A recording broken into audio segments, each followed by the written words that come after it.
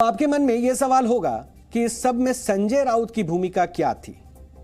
तो जिस गुरु आशीष construction private limited नाम की कंपनी पर आर्थिक गड़बड़ी और भ्रष्टाचार के आरोप हैं, उस कंपनी में प्रवीण राउत नाम के एक व्यक्ति डायरेक्टर था और प्रवीण राउत संजय राउत के बहुत खास माने जाते हैं। ईडी के मुताबिक प्रवीण राउत ने महाडा की जमीन को गलत तरीके से बिल्डर्स को बेचा और HDIL नाम की कंस्ट्रक्शन कंपनी से 112 करोड़ रुपए की राशि भी जुटा ली, जिसमें से आरोप है कि 1 करोड़ 6 लाख रुपए संजय राउत और उनकी पत्नी को मिले।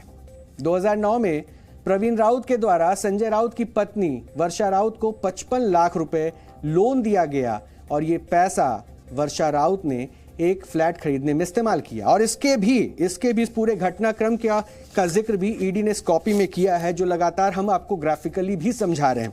इसमें ये बातें साफ तौर पे कही गई है कि ये ट्रांजैक्शन कैसे कैसे हुए, कैसे पैसे दिए गए, क्या लेन देन है। और ईडी ने बाकायदा इसका आरोप भी लगाया है और इन सब को यहाँ पर मेंशन किया है, जिसमें साफ तौर पे लिखा गया है कि 2009 से 10 के बीच में from the account of Praveen Raut as an unsecured loan, यानी वो राशि जो 55 लाख की थी एक अनसिक्योर्ड लोन के तौर पे दी गई।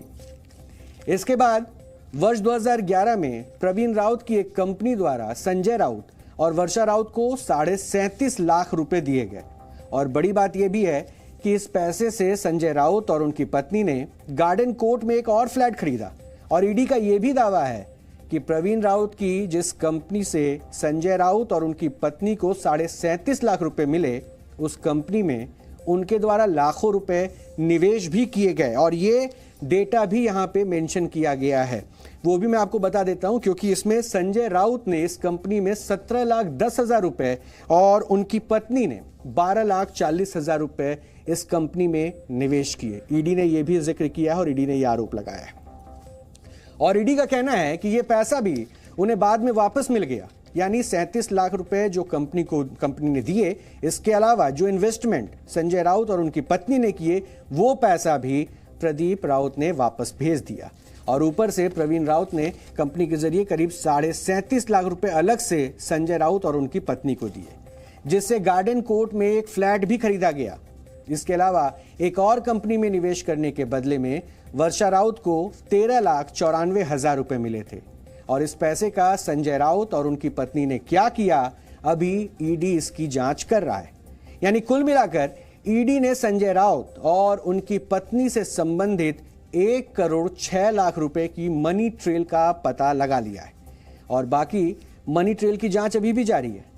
हालांकि ये कहानी यहीं खत्म नहीं होती। 2010-11 में संजय राउत ने मुंबई के अलीबाग में 10 प्लॉट खरीदे और इसका भी जिक्र इस दस्तावेज में है। इसमें यह भी बताया गया है कि 10 फ्लैट खरीदे जाते हैं, जिसके बारे में हम आपको जानकारी दे रहे हैं। और अलीबाग का ये इलाका था और वहां भी रसूख का इस्तेमाल किया गया। ये सभी प्लॉट्स वर्षा राउत और स्वप्ना पाटकर के नाम से खरीदे गए हैं। स्वप्ना पाटकर और वर्षा राउत।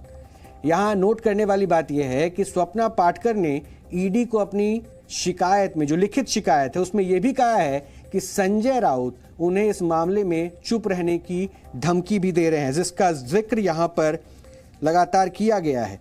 ये 14 नंबर कॉलम है, जिसमें यह बताया गया है लेटर डेटेड 22/7/022, यानी कि 22/7/2022 को एक चिट्ठी के जरिए यह बताया गया है कि धमकी तक दी जा रही है। धमकी तक संजय राउत की तरफ से दी गई और यह आरोप भी लगाए गए।